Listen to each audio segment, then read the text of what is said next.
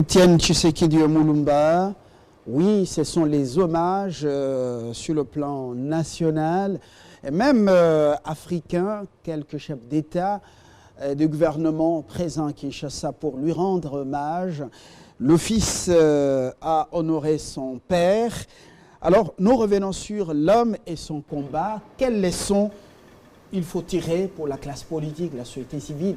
Bref, pour nous tous, Congolais, on en parle dans ce numéro de Ça fait débat. 4 invités, 2 se sont déjà pointés ici, et 2 autres nous rejoignent dans quelques instants. Papi Katanga, communicateur cash, bienvenue. Pati Katanga. Pati Katanga, j'ai parlé de Pati Katanga. Ok. Voilà. Vous êtes communicateur cash et Maïmaï. Oui. Et puis, Jojo Sekimognon, économiste. Vous êtes analyste et très intéressé par l'avenir de votre pays. Bienvenue. Merci. Alors, l'autre qui va nous rejoindre, c'est Mamie Angèle Condé, cadre du mouvement le mombiste progressiste, et Dieudonné Mouchagaloussa, acteur de la société civile. On commence avec Maïmaï, qui est dans le cash. L'homme a attiré sa révérence, ça fait 2 ans et 3 mois. Et aujourd'hui, ce sont les hommages au niveau national et même africain. L'homme et son combat, quelles leçons nous pouvons tirer? Et vous, au niveau des Maïmaï, nationalistes qui avaient choisi par moment la lutte armée. Merci beaucoup de votre invitation. Aujourd'hui, c'est un jour important. C'est un jour important parce que c'est le jour où nous rendons hommage 2 ans après sa mort, plus de 2 ans après sa mort, le père de la démocratie, Étienne Tshisekedi Mulumba. Quelle analyse faire de l'action politique d'Étienne Tshisekedi Mulumba? Ici, il faut comprendre que Léopold Sédar Senghor dit « L'émotion est nègre, mais la raison est hellène ». Ça veut dire quoi? Ça veut dire qu'il y a 2 analyses à faire. Une analyse sur le plan émotionnel et une autre analyse sur le plan rationnel. Mais il faut rappeler ici que la raison n'est pas toujours antinomique de l'émotion. Mais seulement, par moment, les deux, et l'émotion et la raison ne sont pas toujours en phase. Sur le plan émotionnel, moi qui fus tshisekédiste, moi qui suis aujourd'hui communicateur de cash, Étienne Tshisekedi fut le plus grand homme politique de tous les temps, par la longévité de son combat, par la popularité, par la constance et par les valeurs. Il n'a jamais transigé sur les valeurs. Les valeurs ont été ici dénigrées pour dire qu'il fut radical. Non, Étienne Tshisekedi n'a jamais été radical. Étienne Tshisekedi était un homme attaché aux valeurs et aux repères. Et si vous n'étiez pas d'accord sur les valeurs avec lui, sachez qu'il vous dirait non. Mais sur le plan de la raison, ça c'est l'émotion. Mais sur le plan de raison, je vous dirais ceci. L'histoire est une science. Je pense qu'il faut laisser à la science le temps de nous donner la quintessence de cet homme, qui fut-il sur le plan historique. Et je respecte les scientifiques. La science a besoin du temps. Aujourd'hui, nous avons héros national Patrice Lumumba, nous avons héros national Laurent Désiré Kabila. Pour Patrice Lumumba, ça ne pose plus de problème parce que, je pense aujourd'hui, 58 ans après sa mort, l'histoire a eu le temps d'écrire et à faire ses preuves pour présenter cet homme. Mais même pour Laurent Désiré Kabila, ça pose le problème du temps. Parce que Laurent Désiré Kabila dit lui-même que l'AFDL est un conglomérat d'aventuriers. Alors lui était chef d'AFDL. Si l'AFDL est le conglomérat d'aventuriers, lui, le chef de l'AFDL, n'est-il pas un aventurier? Peut-il être considéré aujourd'hui comme un héros national? J'ai dit, ça c'est la raison. Il faut laisser à l'histoire le temps d'étudier tout cela et de nous donner la quintessence de chacun. Mais je pense aujourd'hui qu'Étienne Tshisekedi, sur le plan émotionnel, est plus qu'un héros. Est plus qu'un héros par son combat. Est plus qu'un héros par la longévité de son combat, par sa constance, par ses valeurs.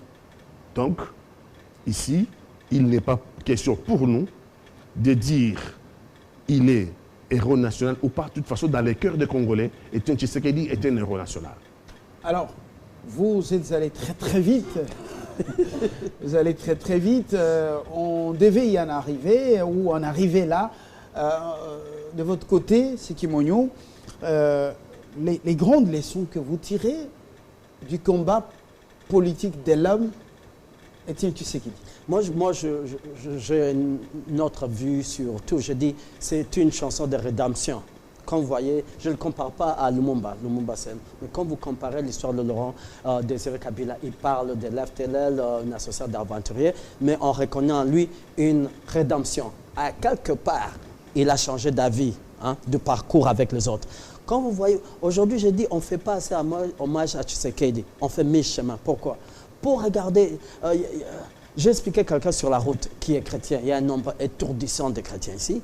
C'est comme ça qu'on connaît l'histoire de Moïse. Hein. Je dis Moïse, qu'est-ce qu'il fait de Moïse? Qu'est-ce qu'il est? C'est qu'est-ce qu'il était en Égypte avant de partir dans le désert et retourner sauvé. Alors je dis, on ne peut pas parler d'histoire, on ne peut pas apprendre de Tshisekedi sans parler des années 50, 60, 80. Quelque chose est arrivé en 84. S'il a été torturé par Mobutu, c'est parce que vraiment, c'est Mobutu s'est demandé, tu es mon ami, qu'est-ce que tu fais? C'est une chanson de rédemption. Tshisekedi, si on peut dire en une ligne, qu'est-ce qu'on a appris? Ce n'est pas la démocratie pour moi. C'est le droit à la conscience et de l'user. C'est ça que moi je vois. Droit à la conscience et de l'user. À quelque part en 84, je ne sais pas, je ne peux pas vous dire qu'est-ce qui est arrivé ou trop de détails, mais qu'est-ce qui est arrivé en 84? Même en 88, quand on ne voulait pas qu'il fasse comment on appelle ça en français? Le meeting. Le meeting. Il a été battu. Il y a quelque chose qui est arrivé à Tshisekedi qu'il a usé du droit de la conscience. On peut voir le réveillement de tous les 13 députés parlementaires qui ont signé. Ils ont usé du droit de la conscience. Et ce qu'on ne trouve pas aujourd'hui, c'est ça. Il y a beaucoup de politiciens, il y a beaucoup d'acteurs sociaux, économiques, politiques, qui ont une conscience, mais qui ne l'usent pas. Et si on peut apprendre de Tshisekedi, après tous les privilèges, il n'avait pas besoin de signer la note en 84. Il avait les privilèges. Il était ami de Mobutu. Il avait tout. Mais à un certain moment, il s'est dit, je dois user de mon droit de conscience. Et c'est ça que je retiens de lui. Alors, il n'y a pas de démocratie. Sekimogno ne parle pas, ne retient pas comme grande leçon. Et Tshisekedi, la démocratie dit le droit de la conscience, et de l'user. Et de l'user. Alors, votre réaction assez rapide. Mimi Angèle nous rejoint sur ce plateau. Lumumbiste progressiste, elle va prendre la parole. Mais d'abord, la réaction de Pati Katanga, l'homme qui a choisi, de Tshisekediste, mais qui a choisi les armes par après, parce que les Maïmaï sont des défenseurs de l'intégrité territoriale du Congo, mais avec des armes, des flèches et autres. Mon contradicteur ignore une chose, la cravate dont il porte aujourd'hui. Il pense que ça a été acquis par l'élégance. La cravate qu'il porte aujourd'hui fut un combat. Nous avons aujourd'hui une femme aussi sur le plateau qui porte un pantalon. Ce fut un combat. Peut-être il y a question d'époque. Il y a eu ici une dictature féroce. Si vous voulez dire que Tshisekedi était à la tête à la promotion de cette dictature, j'ai dit non. Ça veut dire que vous n'avez pas lu ni les manifestes de Lanzele, ni la première constitution de l'époque de Mobutu qu'on appelait la constitution de Luluabour. Mobutu a tous les défauts parce qu'il n'a pas appliqué ce qui s'était convenu avec ses amis. Je suis d'accord avec vous, il fut l'ami de Mobutu. Il a accompagné Mobutu pendant les années 60. Mais ce qui s'était convenu avec Mobutu, ce n'est pas ce que Mobutu a appliqué. Ce qui va l'amener au droit de conscience, que vous appelez droit de conscience.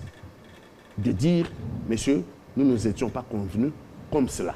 Nous avons convenu de faire de la République du Zaïre une démocratie. Puisque vous avez pris un chemin qui n'avait pas été un chemin convenu avec nous, nous allons rentrer en opposition parce qu'il faut établir au Congo, au Zaïre de l'époque, une démocratie. Voilà comment il devient le père de la démocratie. Voilà comment il défie Mobutu, qui avait omis de porter la cravate, le pantalon. Et lui, sur la place publique, va défier Mobutu. Et va dire à Mobutu exactement ceci. Je vais vous déifier. Je vais vous défier parce que vous n'avez jamais été un dieu. Et Mobutu sera défié jusqu'à sa mort et il sera enterré ailleurs.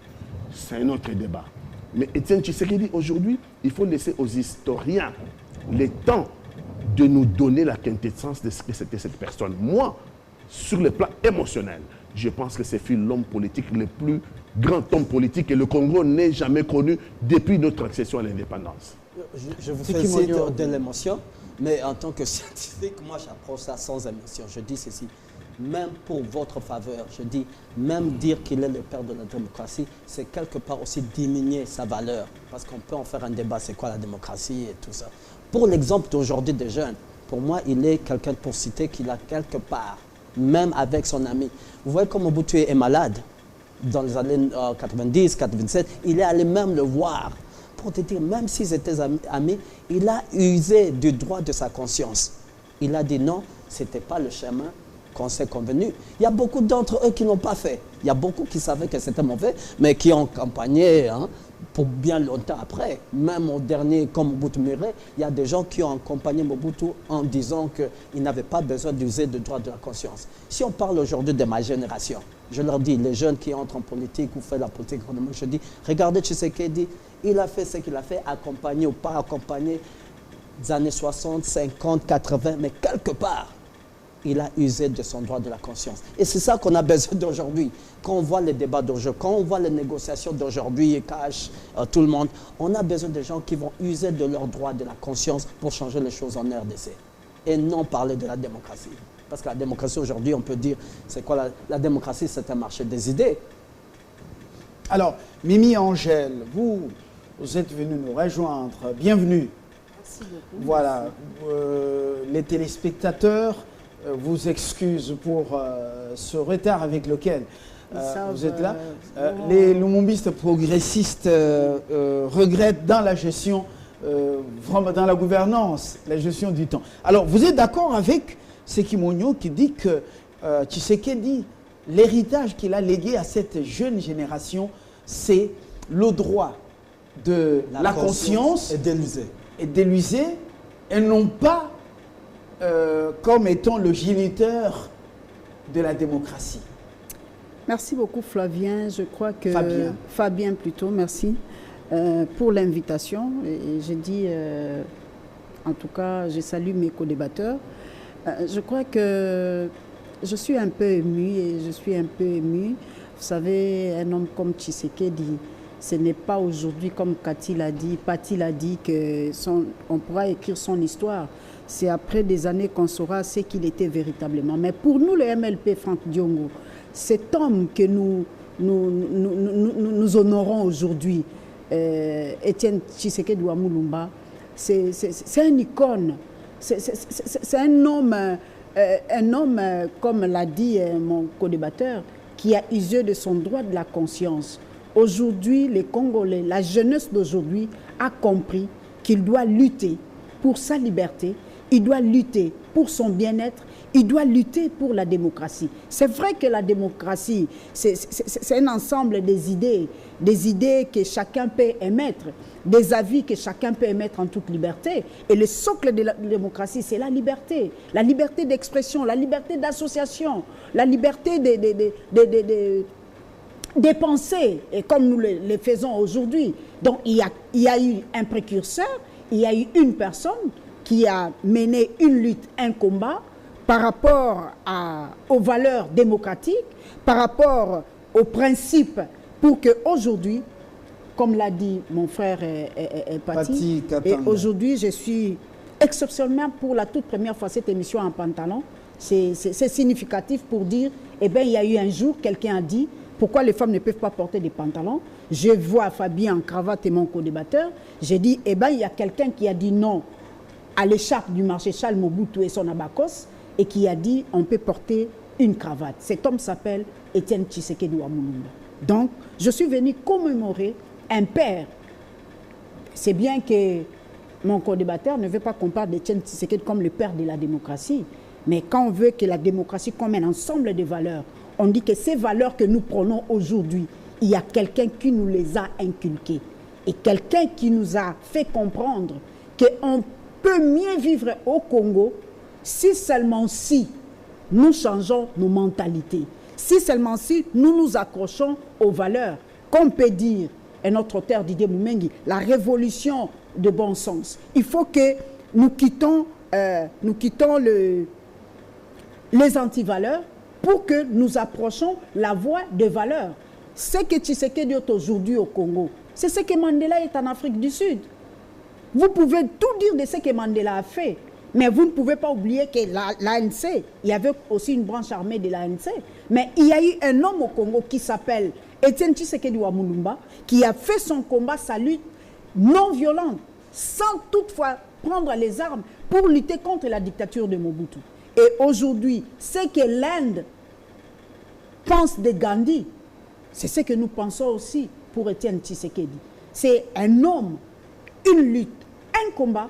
Et aujourd'hui, nous sommes fiers de dire que nous sommes sur la droite ligne d'Étienne Tshisekedi, qui est le père quand même de notre président, Franck Diongo Chamba, à qui nous disons profil bas. Et voilà, nous revenons sur ce combat d'Étienne Tshisekedi sans nous attarder sur la guerre des concepts. Père de la démocratie, initiateur de la conscience, vous avez parlé ça? La conscience. Oui, initiateur du droit de la conscience. Eh bien, nous élevons le débat. Oui. Avec justement ce combat qu'a mené Tshisekedi. Les deux doigts, c'est aussi sont sur le mausolée. Le mausolée, son mausolée encelé. Oui. Et même au stade de Matira en ce moment, vous regardez que ces deux doigts sont sur, sur le toit de ce stade. Disons-le, est-ce qu'il y a eu la victoire de la démocratie et de toutes ces valeurs que prenait Tshisekedi Étienne? Quand on arrive à ce stade maintenant, 2019, peut-on parler d'une victoire? Non, pourquoi ce combat de Tshisekedi et ses compagnons? Je pense que Tshisekedi voulait nous amener quelque part. Et c'est à nous d'aller ailleurs. Sur le plan, moi j'approche ça sur le plan socio-économique. Il nous a amené démocratie, droit de conscience, mais il nous a amené dans un environnement où il nous a dit prenez la relève. C'est à nous. Prenez-vous en charge. Prenez-vous en charge. C'est à nous de redéfinir cette victoire. C'est quoi? Juste voter une femme, moi je mets une cravate. Vous mettez le pantalon, ça ne veut dire rien. On a un taux d'emploi, on a un taux de chômage de plus de 80%. On a le PIB par habitant de 458 $. Ça ne change rien. Que moi je sois en cravate, que vous soyez en pantalon. Quand je vais dans la rue, je vois les gens, le social, les gens demander de l'argent en cours de route, les pauvres. Quand je suis vers Delvaux, tu vois les routes, tellement de pauvreté. Je me dis non, il a dit. Prenez-vous en charge. C'est à nous, au lieu d'être émotionnel, pour dire maintenant, c'est quoi la définition de ça au XXe siècle? C'est quoi le peuple d'abord au XXe siècle? Moi, je dis le peuple d'abord au XXe siècle, c'est le Congo d'abord. C'est encore, je répète, SMIC, chômage, retraite. Mais si on s'arrête seulement en l'émotionnel, on ne voit pas Kinshasa Nyasuka, on ne voit pas la pauvreté à l'Est, on ne voit pas le kwashorkor, la malnutrition quelque part, Walikale. C'est prenez-vous en charge. Et à partir de là, il avait 85 ans, il a fait son combat jusque là où il pouvait. Il est mort 84 ans. 84 ans. Et c'est à nous de redéfinir ça maintenant. C'est une course de relais. Alors, c'est une course de relais. Ouais, on ne doit pas s'attarder juste sur ça. Course de relais. C'est une course de relais. Mimi Angèle et Sekimonyo sont d'accord que Étienne Tshisekedi a mené son combat jusqu'à une certaine étape. C'est à nous de prendre la relève. Comme il a dit, prenez-vous en charge. Est-ce que c'est ça la signification de ça? Et ils se mettent d'accord. Patrick Katanga. Jésus, après avoir fabriqué du pain, je ne sais pas, fabriqué ou multiplié de pain, le lendemain, on est venu le voir. Maître, servez-nous encore du pain et du poisson. Il a dit, l'homme ne vivra pas que du pain et du poisson. Ça veut dire, si dit que le combat de Tshisekedi devait absolument se situer sur le plan social, les vécus des Congolais. J'ai dit, on a tout faux. Parce que, peut-être que conflit des générations, ils n'ont pas vécu la dictature de Mobutu. Il y avait une prospérité économique ici. Il y avait une prospérité. Je n'ai jamais payé les Minerval. Je n'ai jamais payé les Minerval à l'école. Je suis le fruit, pas de l'école privée, je suis le fruit de l'école publique. Merci mon pays. Mon pays m'a donné ça. Aujourd'hui, on ne peut pas donner ça à nos enfants. Ce pays était prospère. Mais ce pays, sa prospérité économique contrastait avec les libertés publiques. Vous pouvez penser que porter la cravate et le pantalon, c'est rien. Conflit des générations. Les gens sont morts pour ça. Je vous dis de ne plus répéter cela parce que les gens sont morts. Non, s'il vous plaît. Vous avez eu votre temps. Est-ce que chacun peut parler à son temps? Vous aurez le temps de répondre. Je veux vous répondre sur ça. Oui. Donc, les gens sont morts par respect à ces morts. Il y a eu la prospérité économique ici, mais il n'y avait pas de liberté, il n'y avait pas de démocratie. Il a fallu qu'il y ait un homme qui s'éleva pour dire non, l'homme ne vivra pas que du pain. À l'époque, on avait du pain. On avait des quoi manger, on avait l'école, on avait les transports en commun, mais il n'y avait pas de liberté ni de démocratie. Et un homme s'est élevé pour dire non, l'homme ne vivra pas que du pain. Je suis d'accord avec vous.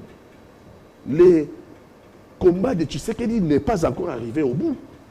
Le peuple d'abord, c'est le peuple au centre, à l'épicentre de l'action politique. Et il faut, et ça c'est le devoir de ceux qui ont pris la tête de notre pays aujourd'hui, Félix Antoine Tshisekedi. Et sa victoire, il doit le savoir. Sa victoire est la victoire posthume d'Étienne Tshisekedi.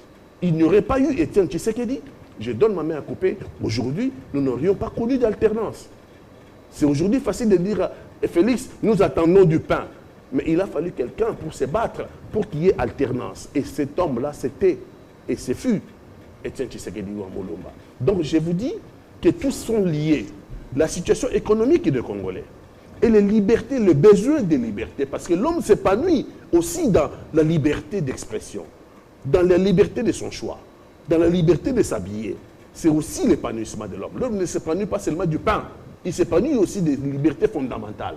Cet homme-là qui a fait la jonction des deux, et c'est la jonction des deux, c'est le peuple d'abord. Nous avons la liberté, nous sommes en train encore de confirmer la liberté, les libertés fondamentales avec le Félix Antoine Tshisekedi, mais il nous faut maintenant du pain. Il faut qu'il y ait un souka, comme vous dites. Mais il n'y a pas que Kinshasa un souka. Il faut à l'intérieur de notre pays. Il faut qu'à Walikale, il faut qu'à Beni, à Massissi, qui est la sécurité. On ne peut pas tuer les Congolais. On ne peut pas lever des armées ailleurs pour venir tuer les Congolais comme si c'était des bêtes. Nous attendons de Félix Antoine Tshisekedi, la première des choses, c'est la sécurité de l'État congolais. Alors, pour répondre, s'il vous plaît, madame, c'est vous qui accordez la parole maintenant. J'ai beaucoup de respect pour la femme. Oui, alors, c'est moi qui assure. Vous savez, c'est la première police, fois que je vois. Voilà, oui, c'est la femme la plus protégée Et vous voyez, moi, je dois la protéger. dont ça fait débat. Je dois la protéger. Madame, vous avez votre réaction assez rapidement. Oui. Je voulais passer la parole pour Ouais, automatiser un niveau, Ouais. mais vous continuez. Je voulais dire à mes co-débatteurs, à Patti et Ndeko, à Ndeko Joe, que la lutte, le combat pour le bien-être social, en fait, en résumé, Tshisekedi s'est battu, non pas pour la démocratie, non seulement pour la démocratie, mais aussi pour le bien-être social. Parce que quand vous analysez même l'idéologie de son parti, Union pour la démocratie et le progrès social, c'est-à-dire il prônait le progrès social pour le bien-être des Congolais. Quand on met le peuple au centre de l'action politique, c'est-à-dire tout doit tourner autour du peuple. Ce que vous faites, vous le faites pour qui? Le pouvoir pour le pouvoir ne vaut. Vous voulez avoir le pouvoir pour servir qui? Si vous voulez servir le peuple, vous êtes dans la ligne. Mais si c'est pour servir votre ventre, votre tribu, votre famille, là non. Et j'ai dit aussi, est-ce que si les choses tardent à se matérialiser, les promesses tardent-elles à prendre corps, est-ce que le peuple ne peut pas réclamer le retour en Égypte pour juste servir des marchepieds, mais manger au moins, continuer à manger les concombres? Non, je crois qu'on ne peut plus Comprenez? on ne peut plus retourner. On se souvient de cette on- ancienne Gécamie, de cette ancienne Miba. On se souvient de cette ancienne société, comment on appelle, Chanik. On se souvient de Kingabwa, où c'était plein d'usines, C'est un quartier d'industrie. industriel. Oui, Aujourd'hui, c'est on se souvient pratiquement un quartier des limités industriel. industriels. Oui. Est-ce que si le social tarde à se mettre en place, le peuple ne peut pas réclamer, par exemple, le retour du maréchal, mais pas dans un cercueil, mais retour du maréchal avec, par exemple, les Ngwanda et les autres? Non, le retour de la dictature. Je dis non, on ne peut plus faire marche en arrière pour réclamer encore la dictature. Non, on ne peut pas. Je soutenais Joe quand je dis que cette lutte, ces combats de Tshisekedi, c'est une course à relais. Tshisekedi a fait son temps, c'est le Moïse. Il a fait sortir le peuple de l'Égypte jusqu'au désert. Maintenant, Josué doit prendre pour amener le peuple en Israël. Et je sais que c'est un peu difficile à comprendre, mais nous devons comprendre que Tshisekedi a montré le chemin. Il nous revient, Congolais, de capitaliser ses acquis de son combat, les acquis de son combat. C'est une course de relais. Tshisekedi l'a fait, Franck Diongo est en train de le faire, Mimi Angèle Condé est en train de le faire, Pati est en train de le faire, Joe est en train de le faire. Chacun à sa manière. Nous sommes en train de lutter pour que réellement, pour l'unique but, c'est le bien-être du peuple congolais. Donc, c'est lui qui lutte pour son ventre, pour son positionnement, va à l'encontre de cette lutte pour les changements. Les changements de quoi? Les changements des mentalités, les changements dans la manière de gérer la chose publique, les changements dans la manière de conduire les affaires de l'État, les changements dans la manière de nous comporter par rapport à nos devoirs en tant que citoyens congolais. Donc, Tshisekedi a imprimé nos vies de ses empreintes, l'empreinte du changement. Et voilà pourquoi, à chaque instant, on rappelle à Félix-Antoine Tshisekedi Tshilombo, le chef de l'État, le peuple d'abord. Tout ce que tu fais... Papa Lobaki, c'est une phrase... Kobo Sanate, le peuple d'abord. Félix. Non. Papa Lobaki, Kobo Sanate, le peuple d'abord. Pour faire un commentaire, je dis juste un peu l'intro. Il y a en février, j'étais à Bandal, je vois Tshisekedi Félix passer et les gens criaient « Ah, président !» Il y a quelques jours, je suis sur 24, il passe, son cortège passe et les gens font ceci, social. Vous comprenez, il y a une certaine impatience. Le peuple d'abord. Et c'est ça que je dis. Je dis la démocratie, c'est quoi? Si vous voulez être techniquement, la démocratie, l'index démocratie et le développement, ce n'est pas une corrélation. Il y a le Singapour, c'est un des pays les moins démocrates, très développé. Vous avez l'île Maurice plus développée, un index démocrate plus élevé que les États-Unis. La corrélation... Vous parlez d'index démographique ou de la démocratie. Oui. Ça veut dire aujourd'hui, en tant que politique, quand je fais la politique économique, c'est démontrer que la démocratie n'engendre pas le développement social et économique. Il y a d'autres facteurs. Vous allez Google ça, vous allez voir. Allez voir la liste des index et allez voir les pays développés. Beaucoup de pays développés comme la Chine, ce n'est pas les pays démocrates. C'est à ce moment-là que je dois dire qu'on doit changer la vision. Quitter le populisme. Quitter le populisme pour parler du changement de mentalité. Réussi son combat et maintenant... On doit redéfinir qu'est-ce qu'il voulait. Tshisekedi s'élève au dos sur comment on appelle ça? Les épaules de son père. Non, des autres qui sont venus. Quand vous voyez le discours de Lumumba en 1960, quand on a applaudi, c'était quoi? Lumumba a dit, on n'a pas eu l'indépendance parce qu'on voulait parler, parce qu'on voulait... Il a dit parce que le Congolais en avait marre de n'avoir pas des habits sur son dos, parce que le Congolais avait faim. Et même lui-même, il a dit, l'indépendance ne vaut rien si on n'a pas un développement économique rapide. C'est ça, on doit prendre le discours de Lumumba, voir tout le parcours. Tout le monde est venu ajouter dans ce relais, pour le meilleur ou le pire. Certains n'ont pas bien défini. Aujourd'hui, on doit dire au XXe siècle, le rôle du Congo, c'est quoi?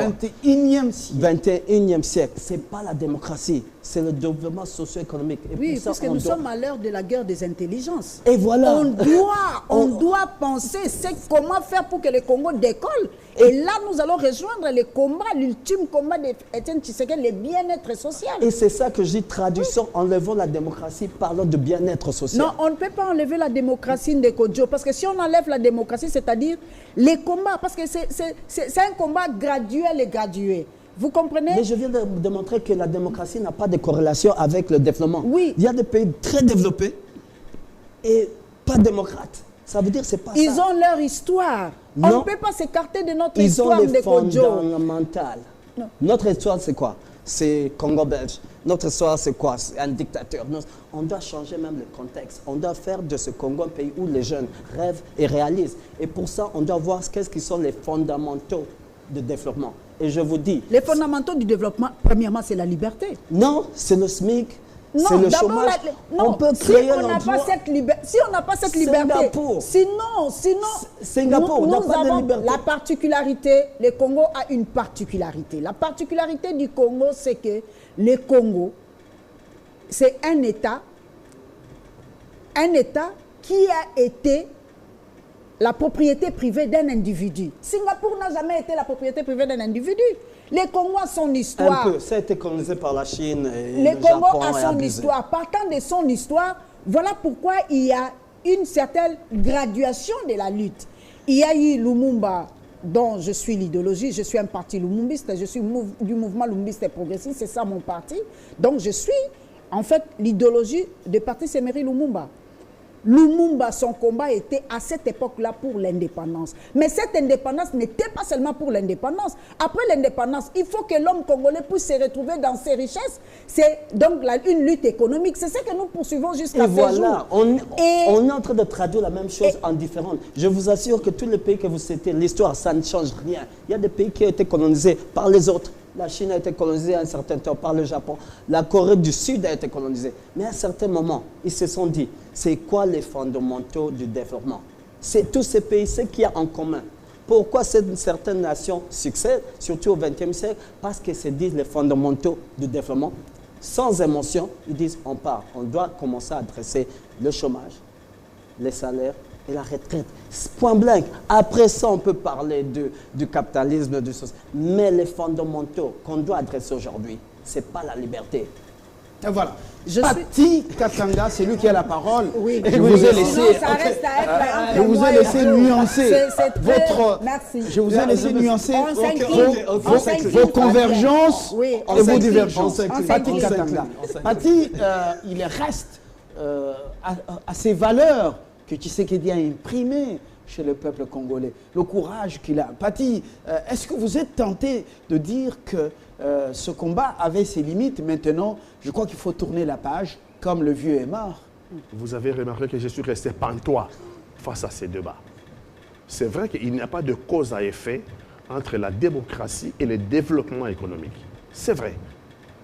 Mais c'est là, il ne faut pas ignorer les spécificités, pour ne pas dire la spécificité. L'Afrique a ses spécificités et le Congo a sa spécificité. Nous sommes l'un des pays potentiellement les plus riches du monde. Mais l'un des pays les plus pauvres, qui recèle les populations les plus pauvres. Pourquoi on n'a pas traduit, pourquoi on n'a pas traduit ces richesses potentielles en force économique pour que nous soyons riches? C'est parce que nous sommes Congolais et nous savons comment nous... On veut dire ici, il n'y a pas de causalité entre la situation, entre la démocratie et... Oui, ça vaut pour d'autres peuples, ça ne vaut pas pour nous. Chez nous ici, en particulier, Afrique en général, s'il n'y a pas de liberté, s'il n'y a pas de démocratie, s'il n'y a pas de mouvement citoyen qui s'exprime, les autorités se prennent pour des dieux et ils vont vous assigner. Ces autorités vont saigner le pays à tel point que le peuple n'aura rien. C'est le but de notre lutte et c'est le but de la lutte de Etienne Tshisekedi. Ici en Afrique, regardez, nous sommes un continent, on dit, nous avons des potentialités, mais nous avons les populations les plus pauvres. Pourquoi? Mais parce que les autorités se sont conduits comme des potentats. Se sont conduits comme des potentats en s'accaparant de toutes les richesses. Et qu'est-ce qui a fait changer ces 10 dernières années? La démocratie, en tout cas en Afrique, dans ce cas-là, a apporté quelque chose. On peut porter sur la place publique les détournements publics. On peut porter sur la place publique la mégestion. On peut porter sur la place publique la méconduite des autorités au sommet de l'État. si vous n'aviez pas la démocratie au Congo, Joseph Kabila serait encore président de la République. Qu'est-ce que vous êtes en train de dire là? Si on n'avait pas eu la démocratie, si Étienne Tshisekedi ne s'était pas battu, s'il l'avait dit, Mobutu serait encore là, peut-être son fils, mais en tout cas, Joseph Kabila, j'en suis sûr, il aurait changé la Constitution. Alors pourquoi vous allez il aurait changé la Constitution, il serait encore au pouvoir. Alors que c'est par elle même que cette alternance est arrivée. Jeune, regardez comment il est parti. C'est une parenthèse. Mais revenons quand même à ce moboutisme que Tshisekedi a combattu. Et le kabylisme aussi. Kabylisme père. Oui. Alors, et fils aussi. Oui, il a combattu 3 présidents. Oui, oui. Alors, quand on revient au moboutisme, c'est à ce niveau qu'on décèle plus le mérite de Tshisekedi. Peut-on dire qu'il a atteint sa mission? Il n'a pas atteint sa mission parce que on n'a pas lu les manifestes de Lancélé. Il n'y a pas de projet de société meilleur. Aucun parti politique, en commençant par le mien, ne peut brandir un projet de société plus meilleur que les manifestes de Lancélé. J'aimais quiconque défi et c'est un débat qui l'amène ce projet. Le manifeste de Lancélé a été écrit par Étienne Tshisekedi principalement. La constitution de Loulouabou a été écrite par Étienne Tshisekedi, premier docteur en droit. Mais c'est la dérive de Mobutu. La dérive de Mobutu. L'homme est un animal pour l'homme.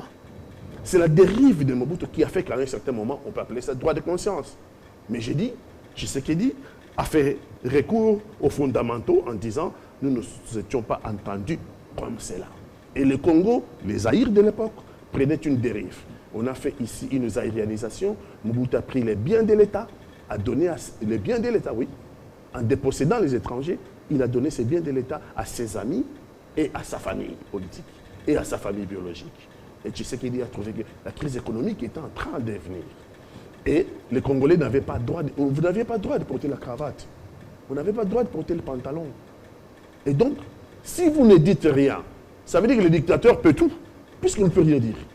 La peur est la première ennemie du peuple. Mais maintenant, Toute démocratie prolifère sous la peur. Pati Katanga, le peuple pleure son leader, et surtout l'UDPS et compagnons. Après ce deuil, eh bien, le ventre va réclamer son droit. Son droit, c'est quoi? C'est le pain. Vrai ou faux? Alors, oui, mais c'est vrai.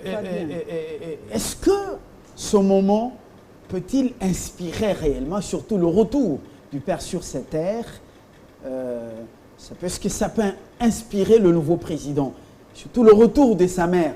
Ces questions vous sont adressées avant de revenir à l'homme des SMIG, de l'emploiement. Comment on appelle l'emploi, j'ai corrigé. Bon, de l'emploi, du SMIG, emploi, lutte contre le chômage. Voilà. Félix Antoine Tshisekedi, je suis le communicateur du cash.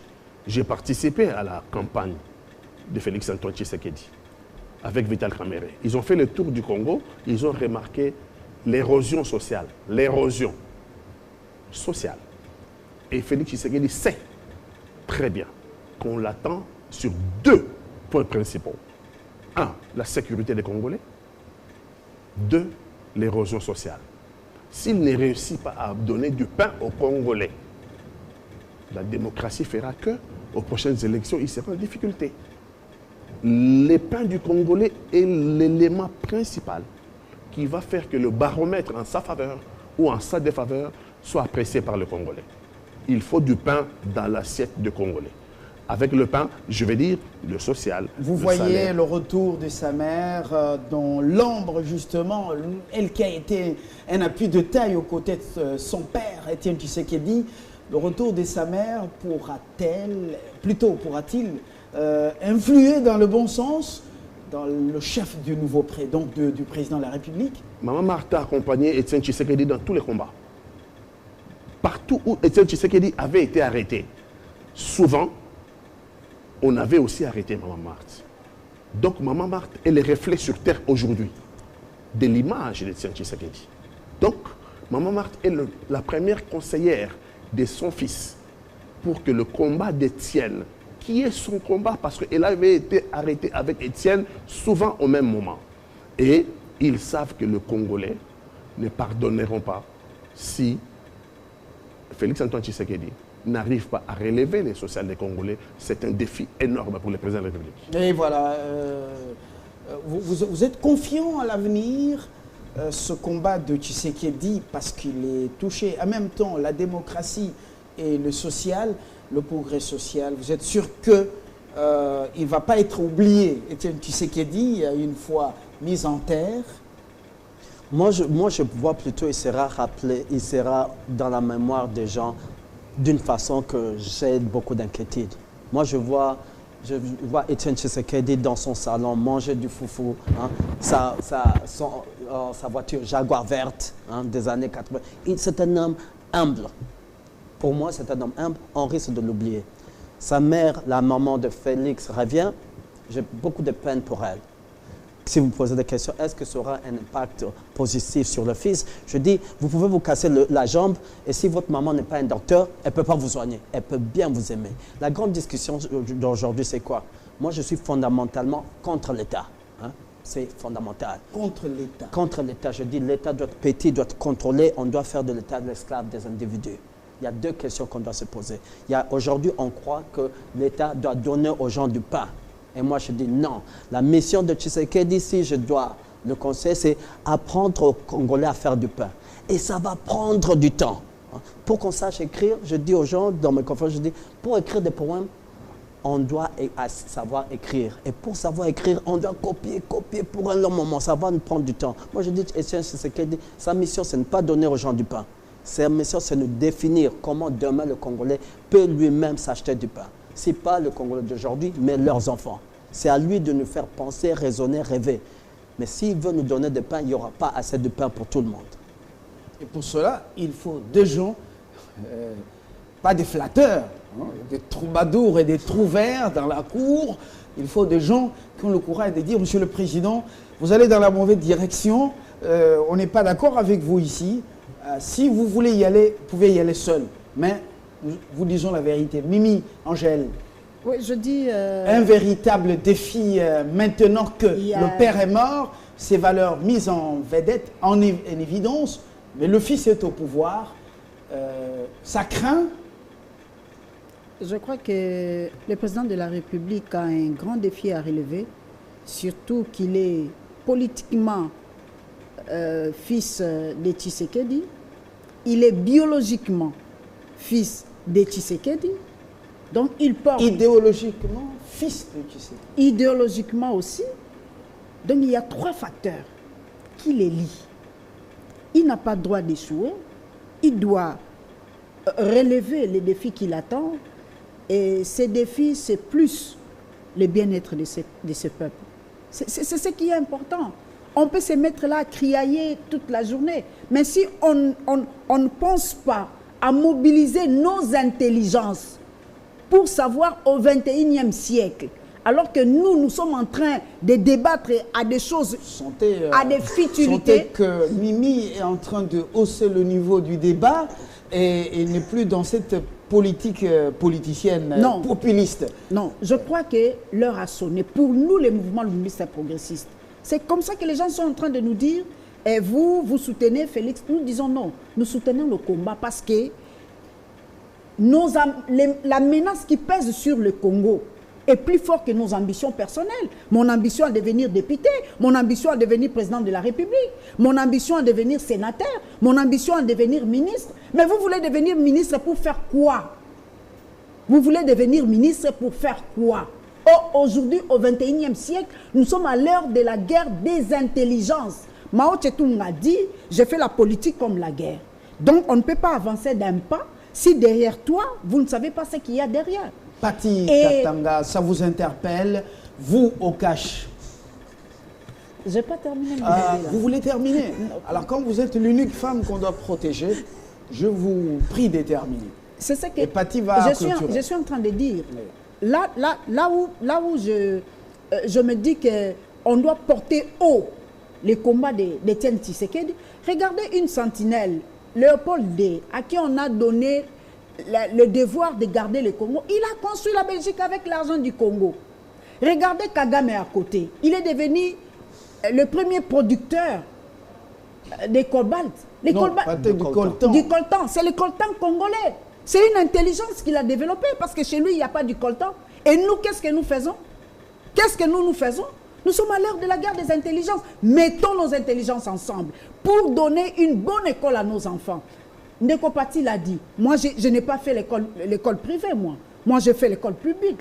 J'ai étudié à Bandalungba, à EPD Baoyo, et j'ai terminé à 3 places du 3e. Moi, je fais les secondaires ici et je fais l'Athénée de la Gombe. Je fais l'UNIKIN à la faculté des droits. Donc, je ne connais pas l'école privée, j'ai fait l'école publique. On a à moins d'une minute là votre parcours. Moi, mon père, là, je prenais mon traitement. Moi, je suis né à l'hôpital de Kitambo, moi. Et je prenais mes soins ici à l'hôpital Mamayemo. C'est ce que le peuple attend. Ne venez pas avec des discours inutiles pour endormir le peuple. Le peuple a besoin d'un changement et nous devons imprégner ces changements parce que Tshisekedi nous l'a dit et nous l'a légué. Etienne Tshisekedi, c'était l'homme qui prenait le changement. Changement, maintenant que Cash, vous êtes aux affaires avec votre partenaire de l'alternance, le FCC. Dites-nous ce que Mimi dit, est-ce que ça vous interpelle et ça vous fait frémir? Si notre partenaire de l'alternance, vous voulez rigoler, c'est le FCC. J'ai dit, nous sommes en coalition, c'est vrai, mais nous sommes en coalition et nous l'avons très bien dit, nous, Cash. Coalition sur les valeurs. En premier lieu, la lutte contre la corruption, la lutte contre l'impunité, la lutte contre toute forme d'antivaleur, la bonne gouvernance, et j'en passe, l'état de droit. Donc si le FCC, en coalition avec nous, ce qui est vrai, pense que la République démocratique du Congo va continuer comme avant les élections, égal après les élections, non. Le FCC fait fausse route. Donc nous sommes avec le FCC et nous faisons confiance au FCC que ce sont des Congolais qui peuvent changer. La République démocratique du Congo, comme tous les peuples du monde entier, a besoin du développement économique, de consolidation de l'état de droit, et nous avons besoin à ce que la démocratie avance. C'est fini les antivaleurs, c'est fini la corruption, en tout cas c'est la lutte. Et nous sommes d'accord avec les FCC. Si les FCC ne l'entend pas de cette oreille, je pense que ça serait le crash. Bon, maintenant, on veut dire ici l'État faible. Mais c'est dangereux de dire qu'il faut réduire l'État. Si vous réduisez l'État, mais à Beni, qu'est-ce que vous allez faire à Beni? Qu'est-ce que vous allez faire à Rutshuru? Qu'est-ce que vous allez faire au Kasaï central? Il faut un État fort. Il faut un État fort parce que l'État, c'est vrai, n'a pas vocation à donner de l'emploi, mais l'État a vocation à créer les cadres propices de création d'emplois. Et l'État a vocation à réguler pour pas que le plus fort ne mange le plus faible. C'est l'État qui vient réguler. Mais l'État a aussi des devoirs régaliens, notamment en ce qui concerne la sûreté de l'État, notamment en ce qui concerne l'école, notamment en ce qui concerne l'hôpital. Donc, il faut un État fort pour que nous puissions avoir des services de santé, merci. Des services, l'école. Patrick Katanga, je vous remercie. Vous comprenez que la matière est abondante. Au-delà de l'apartheid, justement, et des dictatures qu'on a connues, comme celle du feu Mobutu, eh bien, aujourd'hui, l'oppresseur et l'opprimé entretiennent des rapports qu'on ne peut pas facilement identifier. On en parlera. Jo, merci. Merci Mimi Angèle. Merci Pati Katanga. À très bientôt pour un autre débat. Ce sera après le deuil pour revenir à nos biceps habituels, mais intellectuellement. Bonsoir chez vous.